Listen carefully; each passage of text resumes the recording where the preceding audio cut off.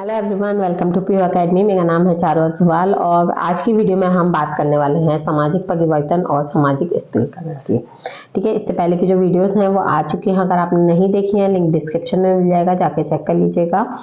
और अगर कोई भी आपको प्रॉब्लम है या कुछ भी आपको जानना है या आपको प्रीवियस ईयर पेपर्स चाहिए तो उसके लिए आप टेलीग्राम ग्रुप को ज्वाइन कर लीजिएगा, लिंक आपको डिस्क्रिप्शन में मिल जाएगा। ठीक है, तो चलिए बिना टाइम वेस्ट किए अपनी वीडियो को स्टार्ट करते हैं। ठीक है, तो देखिए, what type of changes are needed in educational process for disable social change in India? Bharat में वांछित सामाजिक परिवर्तन लाने हेतु शैक्षिक कार्यक्रमों में किस प्रकार के बदलावों की आवश्यकता है, यह हमसे क्वेश्चन पूछा गया था। ठीक है, और इस क्वेश्चन का आंसर है भारत में वांछनीय सामाजिक परिवर्तनों को सुगम बनाने के लिए शैक्षिक कार्यक्रमों में बहुआयामी परिवर्तन की आवश्यकता है। आवश्यक परिवर्तन कौन कौन से हैं, कौन कौन से को शामिल किया गया है? सबसे पहले है पाठ्यक्रम सुधार। पाठ्यक्रम को रखने से परे जाकर आलोचनात्मक सोच, समस्या समाधान और रचनात्मकता पर ध्यान केंद्रित करने की आवश्यकता है। इसमें हाशिए के समुदाय के दृष्टिकोण सहित विविध दृष्टिकोणों को शामिल करना चाहिए। प्रमुख कथनों को चुनौती देना, समावेशिता को बढ़ावा देना चाहिए। पर्यावरण जागरूकता, लैंगिक समानता, सामाजिक न्याय और संवैधानिक मूल्य केंद्रित विषय होने चाहिए। जोर केवल जानकारी प्राप्त करने से हटकर सकारात्मकता सामाजिक कार्यवाही करने में सक्षम सूचित व्यस्त नागरिकों के विकास पर होना चाहिए। यहाँ पे व्यस्क होगा। ठीक है, यहाँ पे व्यस्क होगा, व्यस्क।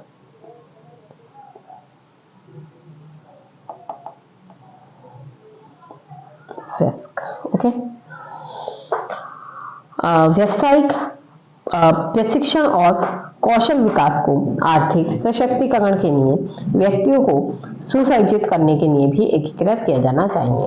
तो देखिए, यहाँ पे सीधा सीधा कहने का मतलब यह है कि हमें अपने पाठ्यक्रम में सुधार करना चाहिए और जो पाठ्यक्रम को गढ़ने वाली चीजें चलती आ रही हैं, ठीक है, वो चीजें हटा देनी चाहिए और उसमें गढ़ने की जगह एक बालक में आलोचनात्मक सोच का विकास करना चाहिए कि जब भी वो किसी चीज को पढ़े उसे समझने की उसमें भावना हो। उसके अलावा वह उसमें उसकी आलोचना करे, यानी कि उसमें अच्छे और बुरे पॉइंट ढूंढ सके। ठीक है, उसके अलावा उसमें समस्या के समाधान, रचनात्मकता, इस सब पे उनके एक टीचर का ध्यान केंद्रित होना चाहिए। उसके अलावा क्या होता है कि बच्चों में पर्यावरण जागरूकता, लैंगिक समानता, सामाजिक न्याय, संविधान मूल्य, ऐसे जो विषय हैं उन्हें लेना चाहिए। उन्हें बच्चों को इस चीज पे जागरूक कराना चाहिए, इन चीजों को बताना चाहिए क्या होती हैं, कैसी होती हैं। तो ये सारे काम जो हैं, ये क्या है, ये सारे शैक्षिक कार्यक्रम जो हैं ये क्या होंगे, इनके द्वारा सामाजिक परिवर्तन जो है वो आने में मदद मिलेगी। फिर देखिए, शिक्षा शास्त्रीय बदलाव। पारंपरिक शैक्षिक केंद्रित तरीकों को छात्र केंद्रित सहभागी शिक्षा के लिए रास्ता देना चाहिए। देखिए, शिक्षक केंद्रित पढ़ाई वो होती है जिसमें कि शिक्षक समझाता है, ठीक है, और शिक्षक इसमें केंद्र होता है। ठीक है, जैसे कि एक क्लास आई, उसमें टीचर आया, उसने लेक्चर दिया, देन वो चला गया और उसने बच्चों पर ध्यान नहीं दिया। एक होती है छात्र केंद्रित। इसमें क्या होता है, छात्र को महत्वपूर्ण रखा जाता है, उसे अलग अलग एक्टिविटीज करवाई जाती हैं। उन्हें जैसे एक टीचर ने आया और उसने एक टॉपिक क्लियर किया तो बच्चों से पूछा जाता है कि भाई आपको कितना समझ में आया, क्या समझ में आया। उनसे कुछ प्रश्न पूछे जाते हैं, अगर वह नहीं समझा पाते, नहीं जवाब दे पाते तो उन्हें दोबारा से वो टॉपिक समझाया जाता है। ठीक है, अनुभवात्मक शिक्षा, परियोजना आधारित कार्य, सहयोगात्मक गतिविधियां सक्रिय जुड़ाव और आलोचनात्मक प्रतिबिंब को प्रोत्साहित करती हैं। मूल्यांकन विधियों को केवल याद रखने पर नहीं बल्कि समग्र विकास पर ध्यान केंद्रित करना चाहिए। शिक्षकों को समावेशी शिक्षा शास्त्र में प्रशिक्षण की आवश्यकता है जिससे वे विविध शिक्षण शैलियों और आवश्यकताओं को पूरा करने में सक्षम हो सके, जैसे कि मैंने अभी आपको बताया। ठीक है, आगे देखिए, नेक्स्ट है सामाजिक असमानताओं को दूर करना। शैक्षिक कार्यक्रमों को गति, वर्ग, लिंग और धार्मिक असमानताओं को सक्रिय रूप से संबोधित करना चाहिए। इसमें छात्रवृत्ति, उपचारात्मक कार्यक्रमों और सकारात्मक कार्यवाही को पहले के माध्यम से हाशिए के समुदायों के लिए लक्षित सहायता प्रदान करनी चाहिए। पाठ्यक्रम सामग्री को रूढ़िवादियों को चुनौती देनी चाहिए और सामाजिक सद्भाव को बढ़ावा देना चाहिए। पृष्ठभूमि की परवाह किए बिना सभी के लिए गुणात्मक शिक्षा तक पहुंच सुनिश्चित करनी चाहिए। फिर आता है शिक्षक प्रशिक्षण और विकास। शिक्षक सामाजिक परिवर्तन का महत्वपूर्ण एजेंट है, यानी कि सामाजिक परिवर्तन लाने में महत्वपूर्ण भूमिका कौन निभाता है? शिक्षक। उनके प्रशिक्षण को प्रगतिशील शिक्षा शास्त्रीय तरीकों से लागू करें, सामाजिक असमानताओं को दूर करने और आलोचनात्मक सोच को बढ़ावा देने के लिए आवश्यक कौशल और ज्ञान से लैस करना चाहिए। विकासशील सामाजिक आवश्यकताओं के अनुकूल होने के लिए निरंतर व्यावसायिक विकास महत्वपूर्ण होता है। फिर आता है समुदाय जुड़ाव। स्कूल को अपने समुदायों के साथ सक्रिय रूप से जुड़ना चाहिए, सामाजिक और सांस्कृतिक विकास को केंद्र बनाना चाहिए। इसमें स्थानीय मुद्दों को दूर करने और सामाजिक परिवर्तन को बढ़ावा देने के लिए स्थानीय संगठनों, अभिभावकों और समुदाय के नेताओं के साथ सहयोग शामिल करना चाहिए। अब देखिए यहाँ पे आसपास जो भी स्थानीय मुद्दे हो रहे हैं उन पे ध्यान देना चाहिए। सामाजिक परिवर्तन को बढ़ावा देने के लिए क्या करना चाहिए? जो स्थानीय संगठन है, अभिभावक हैं, समुदाय के नेता हैं, उन सबका सहयोग लेना चाहिए। फिर आता है प्रौद्योगिकी एकीकरण। प्रौद्योगिकी शिक्षा अंतर को पाटने और गुणवत्तापूर्ण शिक्षा तक पहुंच को बढ़ावा देने के लिए महत्वपूर्ण भूमिका निभा सकते हैं। हालांकि इसका एकीकरण रणनीतिक और उद्देश्यपूर्ण होना चाहिए, जो केवल तकनीकी उन्नति के बजाय इसके शिक्षा शास्त्रीय मूल पर केंद्रित हो। यानी कि प्रौद्योगिकी एकीकरण का मतलब एक तरीके से यह है कि प्रौद्योगिकी करनी चाहिए, ठीक है। और इससे क्या होता है कि शिक्षा में गुणवत्ता आती है, ठीक है। और क्या होता है, इसका एकीकरण किस तरफ करना चाहिए? राजनीति और उद्देश्यपूर्ण इसका एकीकरण होना चाहिए। आगे देखिए, ये इंग्लिश मीडियम वालों के लिए है, ठीक है, वो नोट कर लीजिएगा।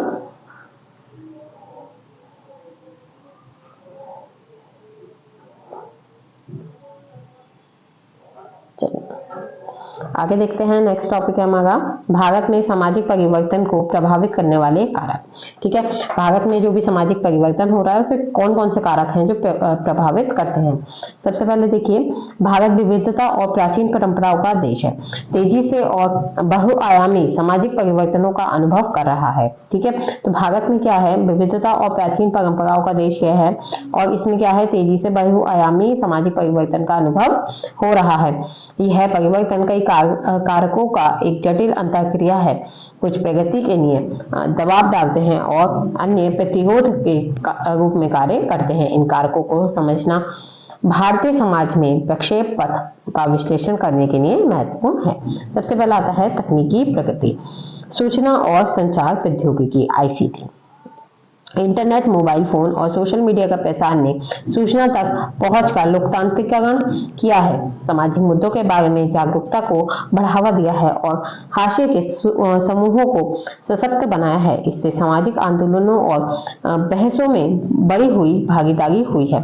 पारंपरिक मानदंडों और पदानुक्रमों को चुनौती दी गई है। साथ ही इसने साइबर बुलिंग और गलत सूचना के प्रसार जैसी नई चुनौतियां भी पैदा की हैं।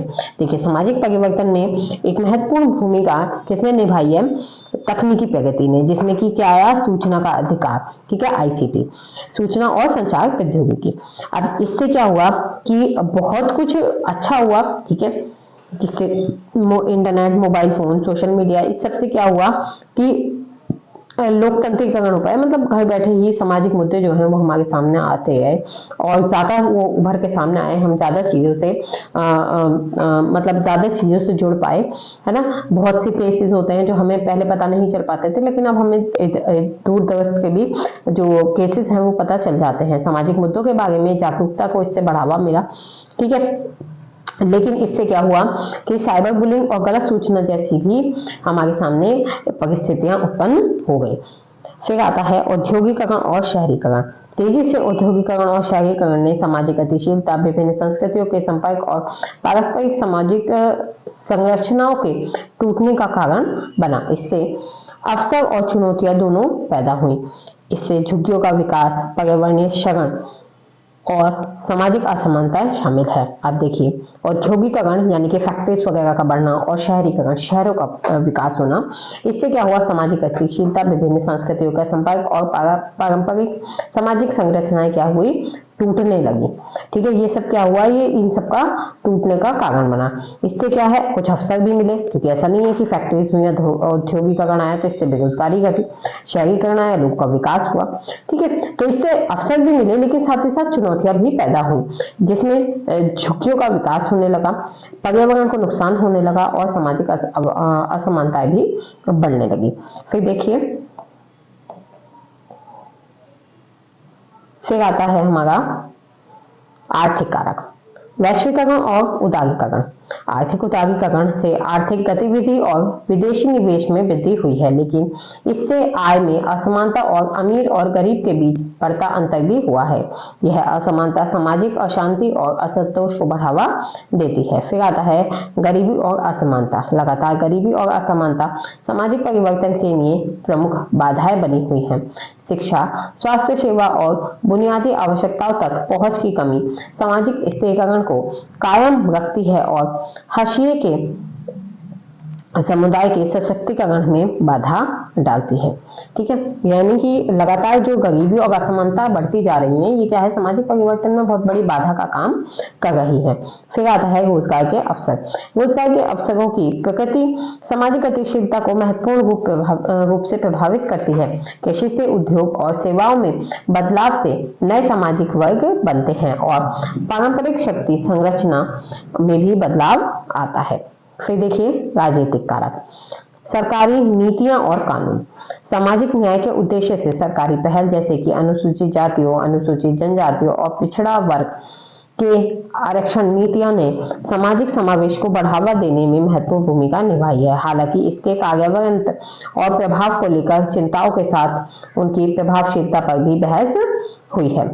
फिर देखिए, राजनीतिक लामबंदी और सामाजिक आंदोलन। कार्यकर्ताओं, गैर सरकारी संगठनों और नागरिक समाज संगठनों के नेतृत्व में सामाजिक आंदोलन भेदभावपूर्ण प्रथाओं और चुनौती देने और सामाजिक न्याय की वकालत करने में महत्वपूर्ण भूमिका निभाते हैं। यह आंदोलन जागरूकता बढ़ाता है और जनमत जुटाते हैं और साथ ही नीतिगत परिवर्तनों के लिए सरकार पर दबाव भी डालते हैं। आगे देखिए,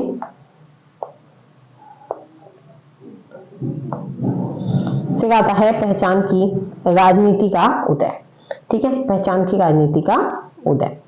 जाति, धार्मिक और क्षेत्रीय पहचान का बढ़ता दावा सकारात्मक और नकारात्मक दोनों परिणाम देता है, जबकि यह हाशिए के समुदायों को सशक्त बना सकता है। यह सामाजिक विखंडन और संघर्ष भी पैदा कर सकता है।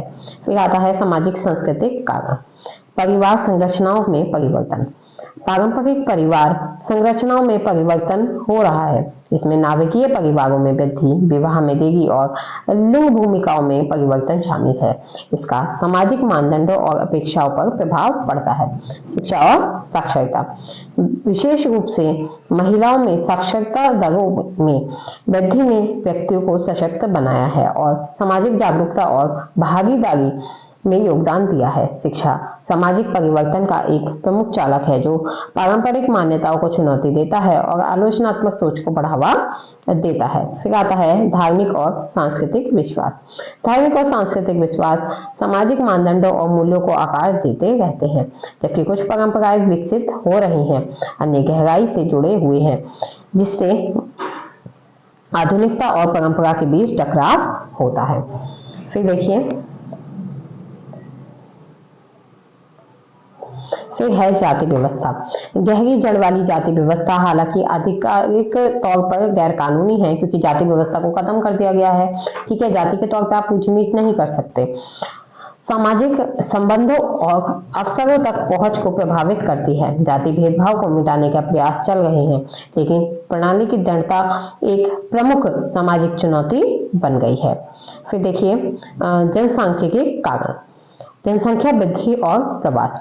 भारत की बड़ी और बढ़ती जनसंख्या अवसर और चुनौती दोनों प्रस्तुत करती है। यानी कि जनसंख्या बड़ी है और बढ़ती हुई जनसंख्या है, तो इससे क्या है, बहुत सारे हमें अवसर मिलेंगे, लेकिन बहुत ही हमें चुनौतियों का भी सामना करना पड़ेगा, जिससे क्या है, सामाजिक परिवर्तन को प्रभावित मतलब सामाजिक परिवर्तन पर प्रभाव पड़ेगा। ठीक है, तेजी से शहरीकरण और आंतरिक प्रवास संसाधनों और बुनियादी ढांचों पर दबाव बनाते हैं, जिससे सामाजिक असमानताएं बढ़ती हैं। फिर देखिए युवा उभार। भारत की जनसंख्या का एक महत्वपूर्ण हिस्सा युवा है, जो जनसांख्यिकीय लाभांश और सामाजिक अशांति दोनों के लिए संभावित है, यदि शिक्षा और रोजगार के लिए पर्याप्त अवसर प्रदान नहीं किए जाते हैं। ठीक है, आगे देखिए, फिर आता है आपका इंग्लिश मीडियम वालों का, तो ये नोट कर लीजिएगा।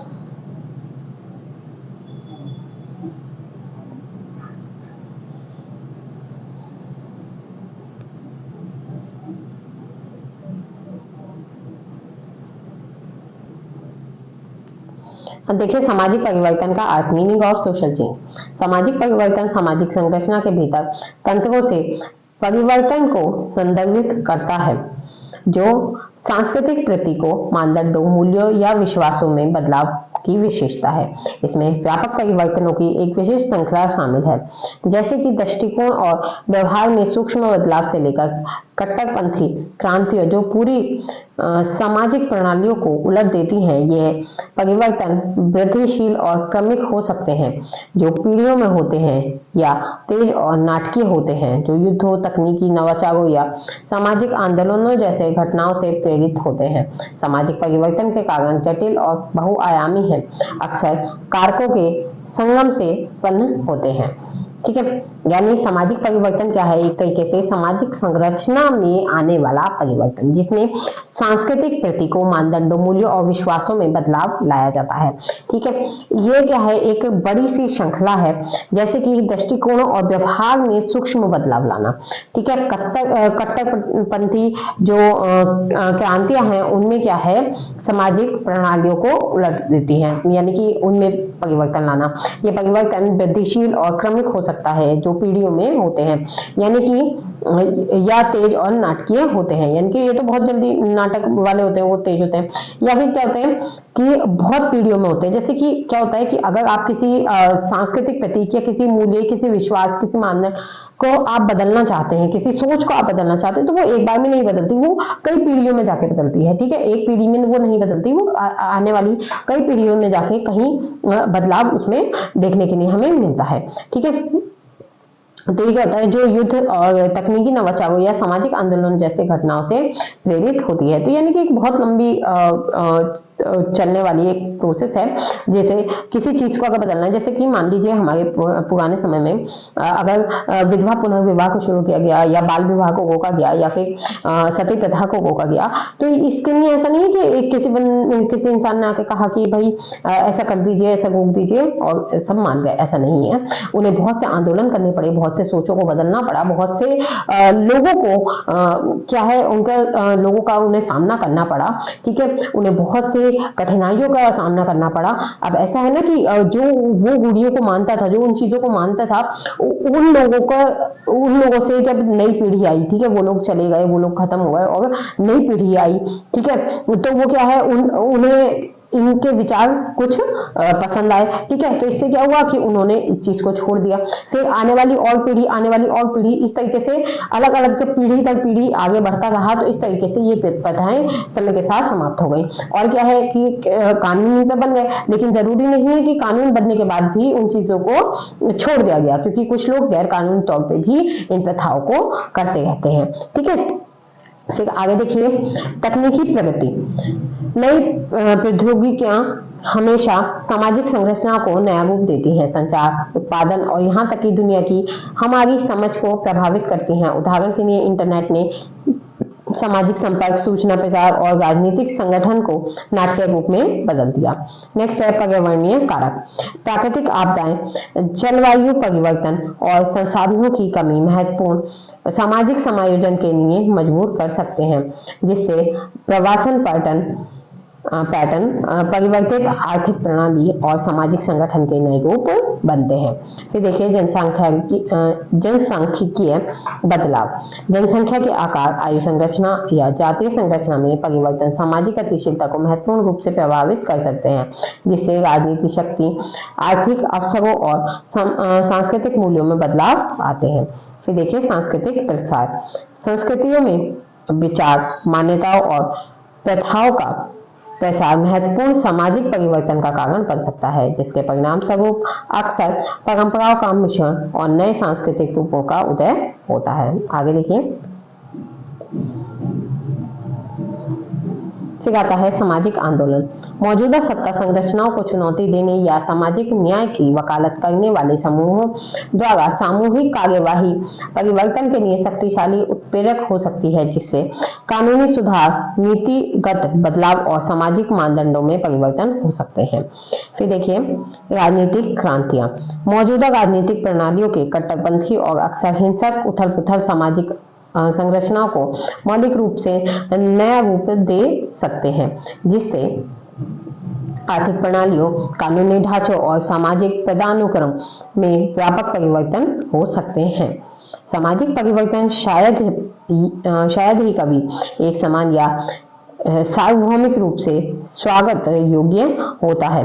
समाज के भीतर विभिन्न समूह अक्सर प्रभावों का अलग अनुभव करते हैं, जिससे सामाजिक असमानताएं और संघर्ष होते हैं। सामाजिक परिवर्तन की प्रक्रिया को अक्सर उन लोगों द्वारा प्रतिरोध की विशेषता होती है जो मौजूदा सामाजिक व्यवस्था से लाभान्वित होते हैं।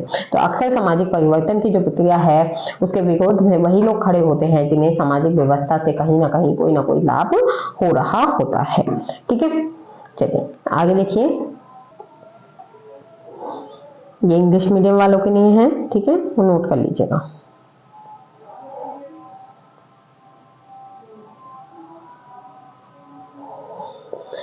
फिर आता है देखिए सामाजिक परिवर्तन लाने में शिक्षा की भूमिका। ठीक है, शिक्षा सामाजिक परिवर्तन को चलाने में एक महत्वपूर्ण और बहुआयामी भूमिका निभाती है। यह प्रगति के लिए एक शक्तिशाली इंजन के रूप में कार्य करती है, विभिन्न तंत्रों के माध्यम से परिवर्तन की सुविधा प्रदान करती है। तो इसमें देखिए पहला पॉइंट है महत्वपूर्ण सोच और समस्या समाधान को बढ़ावा देना। ठीक है, तो शिक्षा क्या काम करती है? महत्वपूर्ण सोच और समस्या समाधान को बढ़ावा देती है। शिक्षा विद्यार्थियों को सामाजिक मुद्दों का विश्लेषण करना, मौजूदा मानदंडों पर सवाल उठाने और सामाजिक समस्याओं के लिए नए समाधान विकसित करने के लिए संज्ञानात्मक कौशल का से लेंस करती है। महत्वपूर्ण सोच को बढ़ावा देकर शिक्षा अब व्यक्तियों को परिवर्तन के सक्रिय एजेंट बनाने के लिए सशक्त बनाती है। फिर आती है जागरूकता और समझ को बढ़ावा देना। तो शिक्षा क्या करती है? जागरूकता और समझ को बढ़ावा देती है। शिक्षा विभिन्न दृष्टिकोणों, संस्कृतियों और ऐतिहासिक संदर्भों को व्यक्ति के सामने लाकर दृष्टिकोणों को व्यापक बनाती है। इस बढ़ी हुई जागरूकता पूर्वाग्रहों को चुनौती दे सकती है, सहानुभूति को बढ़ावा दे सकती है और सामाजिक सामंजस्य को सुगम बना सकती है। उदाहरण के लिए सामाजिक असमानताओं के मूल कारणों को समझने से व्यक्तियों को अधिक न्याय संगत प्रणालियों की दिशा में काम करने के लिए प्रेरित किया जा सकता है। नेक्स्ट है हाशिए के समूहों को सशक्त बनाना। शिक्षा हाशिए के समूहों को उत्पीड़न की चुनौती देने और उनके अपने अधिकारों की वकालत करने के लिए आवश्यक ज्ञान और कौशल प्रदान करती है। गुणवत्तापूर्ण शिक्षा तक पहुंच सामाजिक गतिशीलता और वंचित समुदायों के सशक्तिकरण के लिए महत्वपूर्ण है, जिससे उन्हें समाज में पूरी तरह से भाग लेने की अनुमति मिलती है। फिर आता है तकनीकी और आर्थिक प्रगति को चलाना। तकनीकी नवाचार और आर्थिक विकास के लिए शिक्षा महत्वपूर्ण है। नवाचार को चलाने, उत्पादकता बढ़ाने और जीवन स्तर में सुधार के लिए एक कुशल और शिक्षित कार्यबल आवश्यक है, जो बदले में व्यापक सामाजिक परिवर्तनों में योगदान करते हैं। आगे देखिए।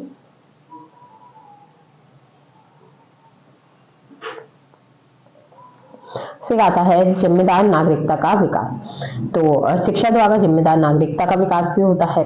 शिक्षा व्यक्तियों को उनके अधिकारों और जिम्मेदारियों के बारे में सिखाकर लोकतांत्रिक प्रक्रियाओं और सक्रिय भागीदारी को बढ़ावा देकर उसे जिम्मेदार सामाजिक व्यवहार को प्रोत्साहित करके नागरिक जुड़ाव को बढ़ावा देती है। शिक्षित नागरिक अपने नेताओं को जवाबदेह ठहराने और सामाजिक न्याय की वकालत करने के लिए बेहतर ढंग से सुसज्जित है। फिर आता है मूल्यों और दृष्टिकोण को आकार देना। शिक्षा मूल्यों, विश्वासों और दृष्टिकोणों को आकार देने में महत्वपूर्ण भूमिका निभाती है। सहिष्णुता, मानव अधिकारों के प्रति सम्मान और लिंग समानता को बढ़ावा देकर शिक्षा अधिक न्याय संगत और समान समाज बनाने में मदद कर सकती है। हालांकि शिक्षा की परिवर्तनकारी शक्तियां इसकी सुलभता, गुणवत्ता और प्रासंगिकता पर निर्भर करती है। शिक्षा तक असमान पहुंच सामाजिक असमानता को कायम रखती है, जबकि एक ऐसा पाठ्यक्रम जो समकालीन सामाजिक चुनौतियों का समाधान करने में विफल रहा है, सामाजिक प्रगति में बाधा डाल सकता है। इसलिए गुणवत्तापूर्ण शिक्षा तक पहुंच सुनिश्चित करना एक ऐसे पाठ्यक्रम के साथ जो महत्वपूर्ण सोच, जिस सामाजिक जिम्मेदारी को बढ़ावा देता है और हाशिए के समूहों को सशक्त बनाता है, शिक्षा की परिवर्तनकारी क्षमता का लाभ उठाने के लिए महत्वपूर्ण है, ताकि अर्थपूर्ण और स्थायी सामाजिक परिवर्तन लाया जा सकता है। तो देखिए, शिक्षा जो होती है, शिक्षा के द्वारा हम यहाँ पे बताया गया है बहुत सी चीजें कर सकते हैं, बहुत से प्रभाव जो है वो शिक्षा क्या करती है, सामाजिक परिवर्तन पर डालती है। यानी शिक्षा द्वारा बहुत तरीके से समाज में परिवर्तन हो सकता है। अगर व्यक्ति शिक्षित है तो क्या है, उसकी सोच का विकास होगा, और अगर उसकी सोच का विकास है तो उसकी सोच में आधुनिकता भी होगी कहीं ना कहीं, ठीक है। और अगर उसकी सोच में आधुनिकता है, उसकी सोच का विकास हो चुका है, तो वो कहीं ना कहीं कानून जानता होगा, वो कहीं ना कहीं लोकतंत्र को सही करना जानता होगा, वो किसी भी गलत चीज के ऊपर आवाज उठाना जानता होगा। तो इस तरीके से क्या है, सामाजिक व्यवस्था को ठीक करने में हमें मदद मिल सकती है। ठीक है, आगे देखिए।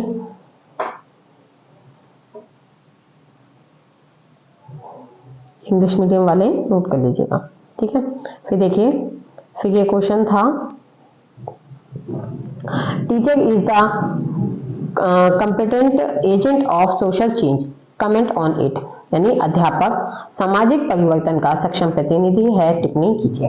ठीक है, इस क्वेश्चन के जो आंसर है वो इसमें इंक्लूड नहीं किया है, वो अलग से मैंने लिखा है। ठीक है, तो इसे देखिए, यह कथन अध्यापक सामाजिक परिवर्तन का सक्षम प्रतिनिधि है, शिक्षकों की भूमिका को केवल ज्ञान देने से परे एक शक्तिशाली और प्रभावशाली आयाम है।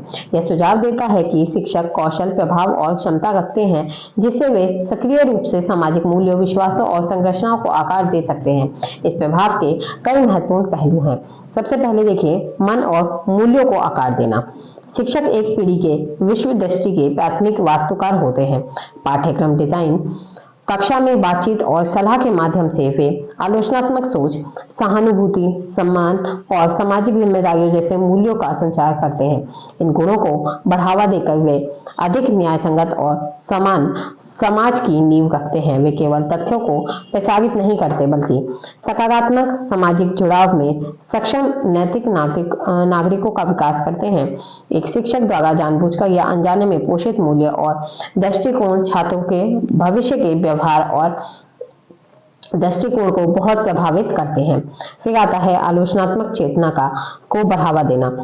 प्रभावी शिक्षा छात्रों को अपने आसपास की दुनिया का आलोचनात्मक विश्लेषण करने, मौजूदा शक्ति संरचनाओं पर सवाल उठाने और सामाजिक अन्याय की पहचान करने के लिए सशक्त बनाते हैं। वे स्वतंत्र विचार, समस्या समाधान को प्रोत्साहित करते हैं, छात्रों को असमानताओं को चुनौती देने और सकारात्मक परिवर्तन करने की वकालत के उपकरण प्रदान करते हैं।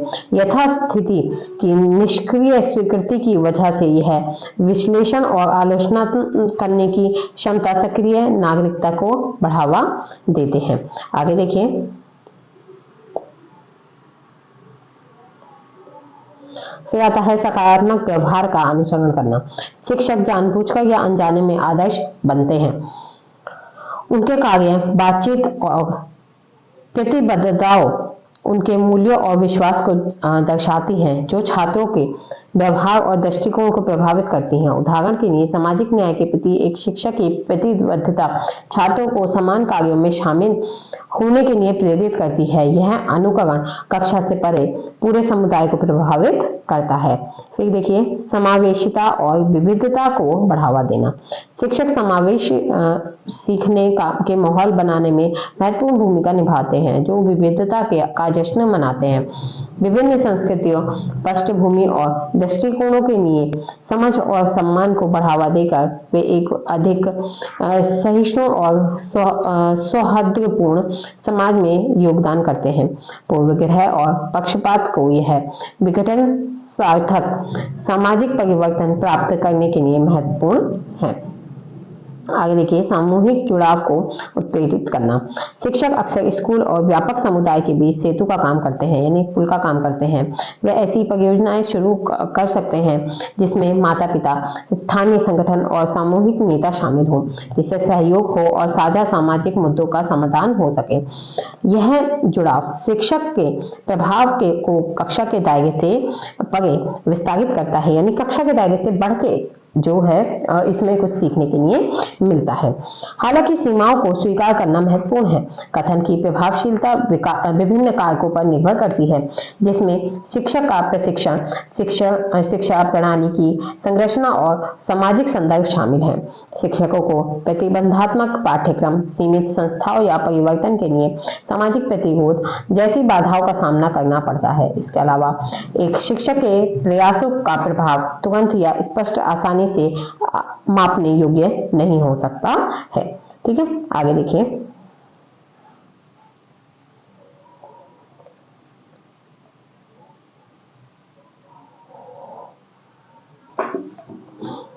फिर आता है देखिए सामाजिक स्त्रीकरण। सामाजिक स्त्रीकरण समाजशास्त्र की एक मौलिक अवधारणा है जो समाज के लोगों को सामाजिक आर्थिक कारकों जैसे धन, आय, जाति, शिक्षा, जातीयता, लिंग, व्यवसाय, सामाजिक स्थिति या विपन्न शक्ति के आधार पर समूहों में वर्गीकृत करने को संदर्भित करती है। ये श्रेणियां एक सामाजिक पदानुक्रम बनाती हैं जहां व्यक्तियों और समूहों को एक दूसरे के संबंध में स्थान दिया जाता है, जिसके परिणाम स्वरूप संसाधनों, शक्ति और प्रतिष्ठा का असमान वितरण होता है। यह केवल व्यक्तिगत अंतरों के बारे में नहीं, यह सामाजिक व्यवस्था में निर्मित संरक्षित असमानताओं के बारे में है। यह संरचना अक्सर परिवार, शिक्षा प्रणाली और अर्थव्यवस्था जैसी संस्थाओं के माध्यम से कायम रहती है, जो पीढ़ियों में मौजूद असमानताओं को मजबूत बनाती है। सामाजिक स्त्रीकरण सरल शब्दों में कहें तो किसी भी तरीके के समूहों को बांटना है, चाहे वह धन के आधार पर जैसे कि low class, middle class, high class, या फिर आय के आधार पर, जाति के आधार पर, शिक्षा के आधार पर, जातीयता, लिंग, व्यवसाय, किसी भी आधार पर अगर समूहों को अलग अलग बांटा जा रहा है तो वो सामाजिक स्त्रीकरण के अंतर्गत आता है। सामाजिक स्त्रीकरण को परिभाषित करने वाले कई पहलू हैं, जैसे सामाजिक वर्ग। यह एक केंद्रीय घटक है जो समान आर्थिक स्थितियों और जीवन शैली को साझा करने वाले व्यक्तियों के समूह को संदर्भित करता है। यानी कि ऐसे कौन से समूह को ये दिखाता है जहां पे एक समान आर्थिक स्थिति और जीवन शैली है।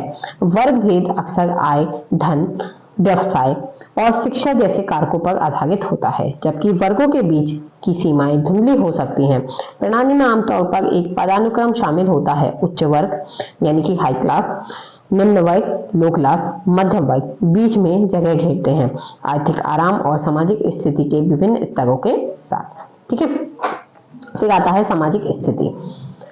यह किसी विशेष सामाजिक स्थिति से जुड़ी प्रतिष्ठा को संदर्भित करता है। यह केवल आर्थिक संसाधनों को ही निर्धारित नहीं करता, बल्कि व्यवसाय, पारिवारिक पृष्ठभूमि, सामाजिक संबंधों जैसे कारकों पर भी निर्धारित करता है। उदाहरण के लिए, एक डॉक्टर की सामाजिक स्थिति एक धनी लेकिन कम सम्मानीय व्यवसाय की तुलना में अधिक हो सकती है।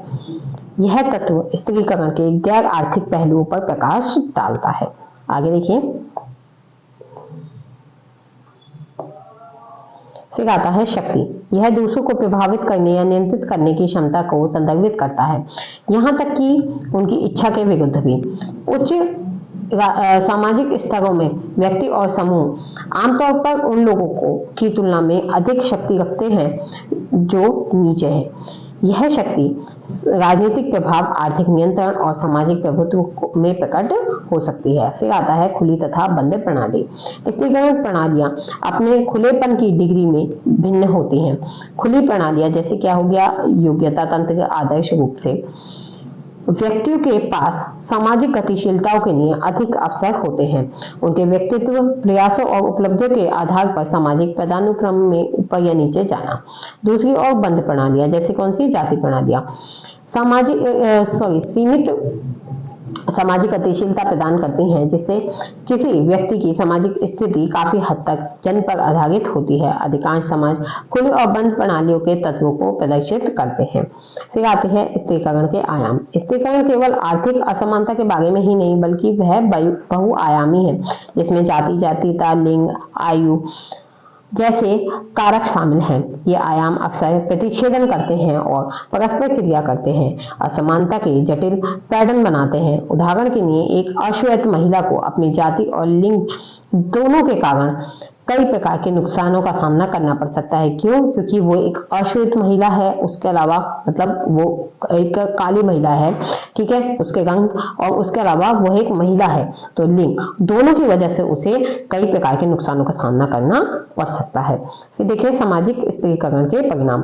सामाजिक स्त्रीकरण के अस्तित्व से कई महत्वपूर्ण सामाजिक परिवर्तन होते हैं। ठीक है, देखिए कौन कौन से परिवर्तन होते हैं। सबसे पहले है संसाधनों तक पहुंच में असमानता। इसमें गुणवत्तापूर्ण शिक्षा, स्वास्थ्य सेवा, आवास और अन्य आवश्यकताओं तक पहुंच शामिल है। उच्च सामाजिक स्तरों के व्यक्ति इन संसाधनों तक बेहतर पहुंच रखते हैं। फिर आता है सीमित सामाजिक गतिशीलता। सामाजिक सीढ़ी पर चढ़ने की क्षमता अक्सर विरासत में मिले धन, सामाजिक नेटवर्क और भेदभावपूर्ण प्रथाओं जैसे कारकों द्वारा बंधित होती है। फिर है सामाजिक संघर्ष। असमानता विभिन्न सामाजिक समूहों के बीच तनाव और संघर्ष को जन्म दे सकती है। यह विभिन्न रूपों में प्रकट हो सकता है, जिसमें विरोध प्रदर्शन, दंगे और सामाजिक आंदोलन शामिल होते हैं। फिर है सामाजिक सामंजस्य। जबकि स्त्रीकरण संघर्ष को जन्म दे सकते हैं, यह उच्च पदों पर बैठे लोगों के लिए सामाजिक व्यवस्था और स्थिरता की भावना में भी योगदान कर सकता है। फिर है असमानता का अंतरपीढ़ीगत संचरण।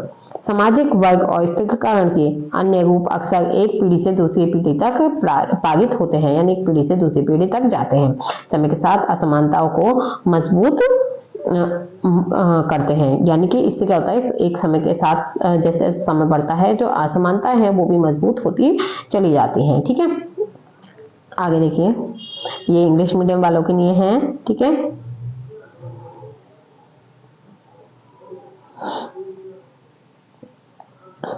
अब हमारा ये लास्ट पॉइंट है, सामाजिक स्त्रीकरण तथा सामाजिक परिवर्तन में अंतर। वीडियो थोड़ी लंबी हो गई है, तो आप इसे आराम से ध्यान से सुनिएगा, ठीक है, क्योंकि इसमें कई तरीके के अलग अलग क्वेश्चंस पूछे गए हैं, इसलिए मैंने अलग अलग क्वेश्चंस के अलग अलग तरीके से आंसर दिए हैं। ठीक है, एक एक पॉइंट लेके आंसर दिए, क्योंकि एक जैसा आंसर इसमें नहीं आ रहा था, बट एक टॉपिक को मैंने एक बार में कंप्लीट करने की वजह से ये लिया है। ठीक है, तो आराम से देखिएगा, एक दिन में कंप्लीट नहीं कर पाते हैं आप, 2 दिन में देखिएगा, बट इसे क्लियरली समझिएगा, अच्छे से देखिएगा।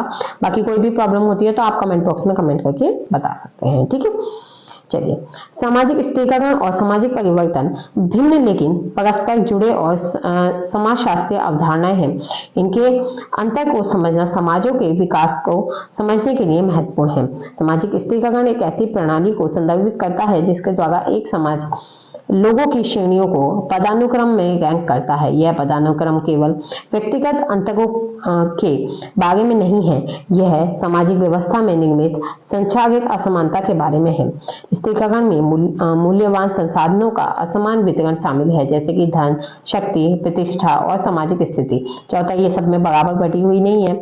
समाज के भीतर विभिन्न समूहों के बीच इन समूहों, जिन्हें अक्सर स्तर और सामाजिक वर्ग कहा जाता है, समय के साथ अपेक्षाकृत स्थिर और लगातार रहते हैं।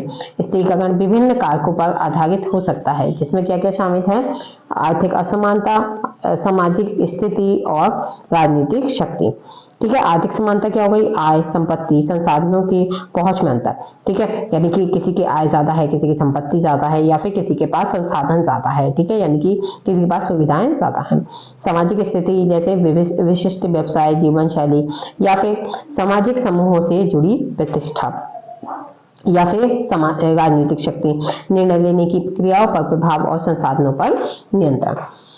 स्त्रीकरण की प्रमुख विशेषता इसकी व्यवस्थित प्रकृति और पीढ़ियों में इसकी लगातारता, यानी कि पीढ़ी दर पीढ़ी इसका हस्तांतरित होना। उदाहरणों में जाति प्रणाली, वर्ग प्रणाली और योग्यता तंत्र शामिल हैं।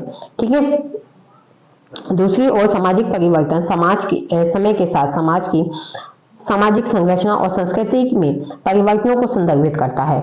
इसमें सामाजिक संस्थाओं जैसे परिवार, शिक्षा, सरकार, धर्म, मानदंडों, मूल्य, विश्वासों और व्यवहारों में परिवर्तन शामिल हो सकते हैं। देखिए, सामाजिक स्त्रीकरण क्या होता है? किसी न किसी तौर पे समूहों का भेदभाव, समूह का बढ़ जाना। जबकि सामाजिक परिवर्तन, स्त्रीकरण तो क्या हो गया? भेदभाव बढ़ जाना। और सामाजिक परिवर्तन क्या हो गया? किसी भी तरीके से समाज में आने वाला परिवर्तन, परिवार, शिक्षा, सरकार, धर्म, मानदंड, मूल्य, विश्वास, व्यवहार, किसी भी तरीके का इसमें परिवर्तन आना। सामाजिक परिवर्तन क्रमिक और वृद्धिशील या तीव्र और क्रांतिकारी हो सकता है। यह नियोजित या अनियोजित, इरादतन या अनजाने में हो सकता है। सामाजिक परिवर्तन को चलाने के कारक विविध हैं और इनमें शामिल हैं, देखिए,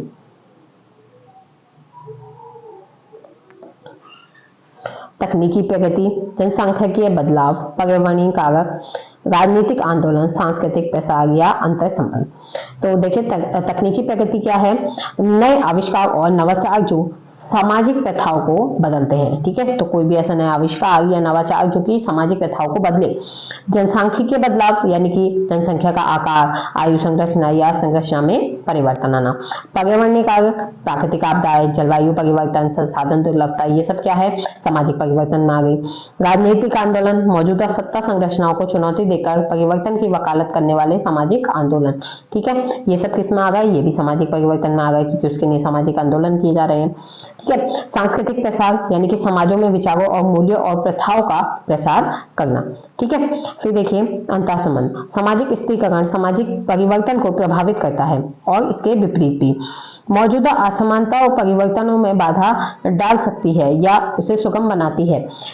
यह इस बात पर निर्भर करता है कि कौन सा समूह सत्ता में है। उदाहरण के लिए, शक्तिशाली अभिजात वर्ग उन परिवर्तनों का विरोध कर सकते हैं जो उनके विशेषाधिकार प्राप्त पदों को खतरे में डालते हैं, जबकि हाशिए पर रहने वाले समूह अपनी परिस्थितियों को बेहतर बनाने के लिए सक्रिय रूप से सामाजिक परिवर्तन को आगे बढ़ा सकते हैं। बदले में सामाजिक परिवर्तन सामाजिक स्त्रीकरण की प्रकृति को बदल सकता है, जिससे शक्ति, संबंधों और संसाधन वितरण में बदलाव हो सकता है। ठीक है, तो एक तरीके से सामाजिक परिवर्तन सामाजिक स्त्रीकरण को किसी न किसी रूप में प्रभावित करेगा ही करेगा। ठीक है, फिर देखिए, एक क्वेश्चन पूछा गया था, क्या शिक्षा सामाजिक परिवर्तन का सबसे शक्तिशाली कारक है? ठीक है, तो यह तर्क देना कि शिक्षा सामाजिक परिवर्तन का सबसे शक्तिशाली कारक है एक साहसिक दावा है, क्योंकि सामाजिक परिवर्तन एक जटिल और बहुआयामी प्रक्रिया है। हालांकि शिक्षा एक गहन महत्वपूर्ण भूमिका निभाती है और इससे काफी प्रभाव के लिए एक मजबूत मामला बनाया जा सकता है। सशक्तिकरण और आलोचनात्मक सोच, शिक्षा व्यक्तियों को ज्ञान, कौशल और आलोचनात्मक सोच क्षमताओं से लैस करती है।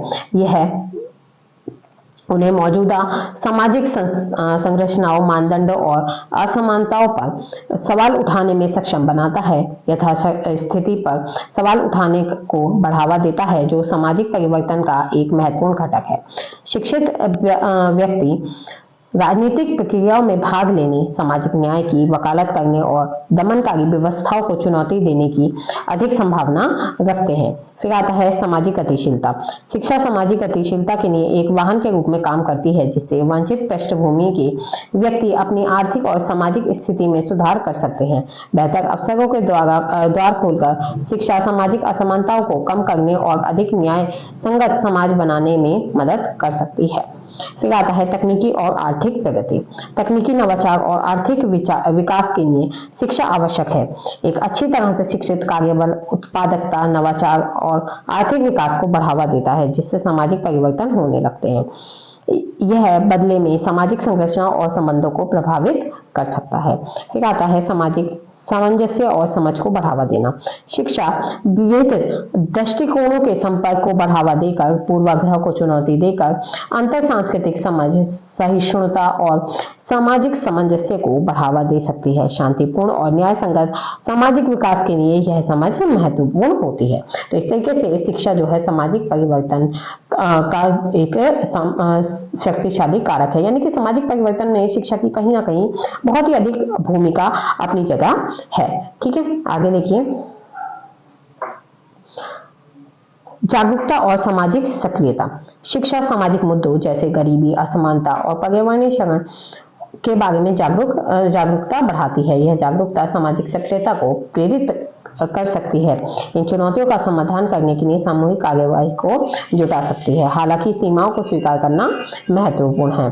ठीक है, यानी कि इसे सीमाओं में नहीं बांधा जा सकता। असमान पहुंच। शिक्षा के लाभ समान रूप से वितरित नहीं है।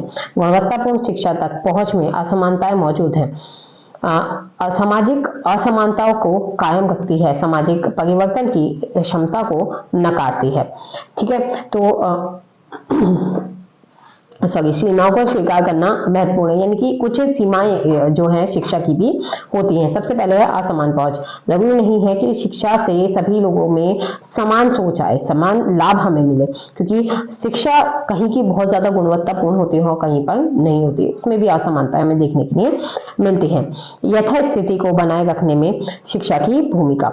शिक्षा का उपयोग मौजूदा सत्ता संरचना और विचारधाराओं को मजबूत करने के लिए भी किया जा सकता है, बजाय उन्हें चुनौती देने के। पाठ्यक्रम और शिक्षा शास्त्र को अनुरूपता को बढ़ावा देने और सामाजिक व्यवस्था बनाए रखने के लिए डिजाइन किया जा सकता है, जिससे परिवर्तन को बढ़ावा देने के बजाय बाधा उत्पन्न होती है। अन्य कारक इसके हैं, जबकि शिक्षा महत्वपूर्ण है, यह सामाजिक परिवर्तन का एकमात्र चालक नहीं है। तकनीकी प्रगति, राजनीतिक आंदोलन और आर्थिक बल जैसे अन्य कारक सभी महत्वपूर्ण भूमिकाएं निभाते हैं। निष्कर्ष में, जब शिक्षा निसंदेह सामाजिक परिवर्तन के लिए एक शक्तिशाली कारक है, यह रामबाण नहीं है। इसका प्रभाव गुणवत्तापूर्ण शिक्षा तक समान पहुंच, पाठ्यक्रम डिजाइन और व्यापक सामाजिक राजनीतिक संदर्भ में जैसे कारकों पर निर्भर करता है। इसकी परिवर्तनकारी क्षमता को अधिकतम करने के लिए हमें गुणवत्तापूर्ण शिक्षा तक पहुंच को असमानताओं को दूर करना होगा और यह सुनिश्चित करना होगा कि शिक्षा का उपयोग व्यक्तियों को सशक्त बनाने और दमनकारी प्रणालियों को चुनौती देने के लिए किया जाए, बजाय उन्हें मजबूत करने के। ठीक है, आगे देखिए, ये इंग्लिश मीडियम वालों के लिए है। ठीक है, नोट कर लीजिएगा। इसी के साथ यहाँ पे आपकी जो वीडियो है वो कंप्लीट होती है। आई होप वीडियो आपको पसंद आई होगी, आपके लिए हेल्पफुल रही होगी। वीडियो अच्छी लगी हो तो वीडियो को लाइक कीजिएगा, शेयर कीजिएगा दोस्तों के साथ और चैनल को सब्सक्राइब करना ना भूलें। साथ ही टेलीग्राम ग्रुप को ज्वाइन कर दीजिएगा। आपको जो भी प्रॉब्लम होती है आप वहाँ पे कमेंट कर दीजिएगा, वहाँ पे मैसेज कर दीजिएगा। ठीक है, तो आपकी हेल्प हो जाएगी। ठीक है, प्रीवियस ईयर पेपर चाहिए या कुछ भी आपको पूछना है तो आप टेलीग्राम ग्रुप में पूछ सकते हैं, लिंक आपको डिस्क्रिप्शन में मिल जाएगा। ठीक है, तो मिलते हैं नेक्स्ट वीडियो में नेक्स्ट टॉपिक के संग। तब तक के लिए बाय, थैंक्स फॉर वॉचिंग।